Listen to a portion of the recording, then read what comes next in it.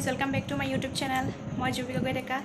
আজি আপোনালোকৰ বাবে লৈ আহিছোঁ এটা ৰেচিপি মানে কি আৰু শুকান মাছৰ চাটনি। শুকান মাছৰ চাটনি যদি আপোনালোকে ভাল পায় তেতিয়াহ'লে ৰেচিপিটো চাব পাৰে আৰু এইটো বনাই খাব পাৰে, বহুত ভাল লাগে খাই।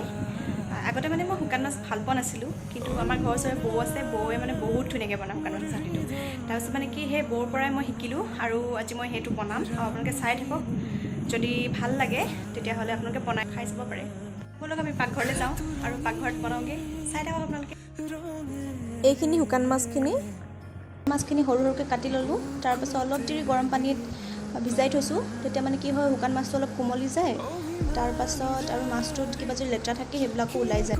মাছখিনি ধুনীয়াকৈ ধুই উলিয়াই ল'লোঁ আৰু বিলাহী 3টামান এনেকৈ ধুনীয়াকৈ মিহিকৈ কাটি ল'লোঁ আৰু পিঁয়াজো তেনেকৈ 4টামান মিহিকৈ কাটি লৈছোঁ আৰু জলকীয়া লৈছোঁ আৰু নহৰু ধুনীয়াকৈ এইখিনি পেষ্ট বনাই লৈছোঁ। বাকী ইমানখিনি আৰু একো দৰকাৰ নাই। তেলখিনি গৰম কৰি ইয়াতে শুকান মাছখিনি অলপ দি দিছোঁ। মাছখিনি অলপমান ফ্ৰাই হ'ব লাগিব। ইয়াতে ফ্ৰাই কৰা মাছখিনি উলিয়াই ল'লোঁ। কেৰাহীত তেল গৰম কৰি ইয়াতে পিঁয়াজখিনি দি দিছোঁ। পিঁয়াজখিনি ধুনীয়াকৈ ভাজি ল'ব। ইয়াতে পিঁয়াজখিনি গলিবৰ কাৰণে অলপমান নিমখ দি লৈছোঁ।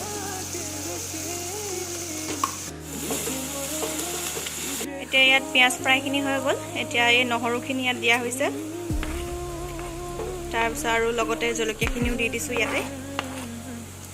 ৰচুন আৰু জলকীয়াখিনি অলপ ফ্ৰাই হৈ গ'ল। তাৰপিছত ইয়াতে অলপ হালধি দি দিছোঁ, জলকীয়া গুড়ি অলপ। এইখিনি ধুনীয়াকৈ অলপ মিহলাই ভাজি লৈছোঁ আৰু বাকী একো মছলা পাতি দিয়া নাই ইয়াতে। তাৰপিছত এতিয়া এই বিলাহীখিনি চপ কৰি থোৱা বিলাহীখিনি গোটেইখিনি দি দিছোঁ। এতিয়া ধুনীয়াকৈ বিলাহীখিনি ভাজি লোৱা হ'ব।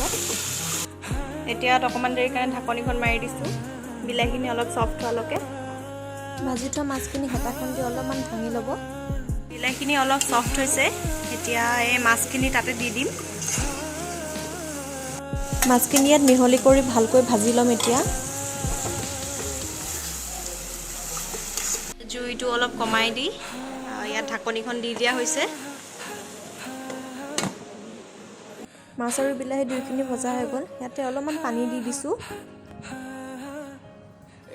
আৰু ভালকৈ লৰাই দিব। তাৰপাছত এতিয়া এইখিনি হৈ গৈছে আৰু তাৰপিছত এটা বাউল এটাত ধুনীয়াকৈ মাছখিনি উলিয়াই লওক।